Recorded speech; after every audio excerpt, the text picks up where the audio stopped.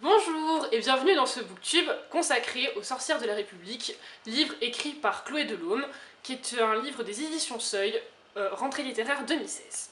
Donc avant toute chose, j'aimerais vous parler un petit peu de Chloé Delhomme, de son vrai nom Nathalie Dalin, qui est née en 1973 dans les Yvelines, mais qui aura passé toute son enfance à Beyrouth. Aujourd'hui donc elle est écrivaine française, et elle se concentre notamment sur des œuvres expérimentales arc-boutées sur l'autofiction qu'elle va découvrir en 1992. En 2010, elle crée À vous de lire avec Frédéric Mitterrand. Et en 2011, elle est pensionnaire de la Villa Médicis. Donc voilà, c'était très rapidement une petite biographie de Chloé Delhomme. Je vous laisserai vous y intéresser personnellement. Maintenant, parlons de son livre. Donc je ne vais pas tout vous raconter pour que vous ayez un petit peu cette envie de le lire, comme j'ai eu envie de le lire. Donc l'histoire se passe en 2062 dans le tribunal du Grand Paris, où la Sibylle de Cumes est accusée d'avoir participé au désastre qu'est la 7ème République. Donc c'est au terme de cette page d'histoire de 2017 à 2020 que la population française a décidé, suite à un référendum du Grand Blanc, qui est une amnésie collective. Donc la Sibylle va nous raconter, à travers tout le livre, à travers ce procès, comment les déesses grecques, lassées de voir les hommes toujours au pouvoir depuis des millénaires, ont décidé donc de s'immiscer dans la vie politique française et de créer le Parti du Cercle.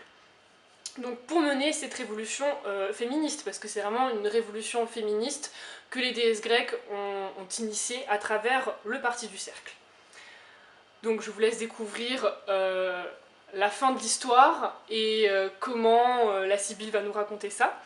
Maintenant pour la critique personnelle, donc c'est vraiment très personnel. Ce que je vais vous dire, c'est que j'ai vraiment apprécié ce livre.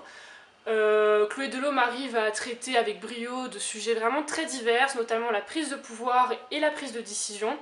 Et le livre est absolument hilarant, vraiment, il est extrêmement drôle, ça balance entre humour noir, réflexion sérieuse, l'humour est vraiment cinglant.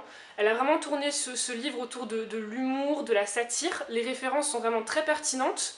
Le tout est rythmé par plusieurs interruptions télévisées qui sont très drôles, très satiriques encore. Des dialogues, des SMS, des mails, souvent entre Jésus-Christ superstar@royaume-des-cieux.org et artemis.delolympe@gmail.com. Donc voilà, et puis à part quelques passages de la Sibylle qui sont un petit peu longs quand elle raconte comment ça s'est passé et son histoire, j'ai vraiment beaucoup aimé ce livre. Mais la seule grosse critique que j'aimerais faire, c'est que dans ce livre, on présente vraiment les femmes au pouvoir comme si c'était une énorme erreur, parce que ça se passe mal.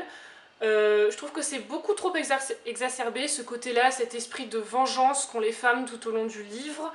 C'est beaucoup trop satirique, et j'aurais peut-être préféré qu'elle contrebalance la fin avec une idée comme quoi une égalité entre les hommes et les femmes, ce serait beaucoup mieux qu'une prise de pouvoir des uns sur les autres.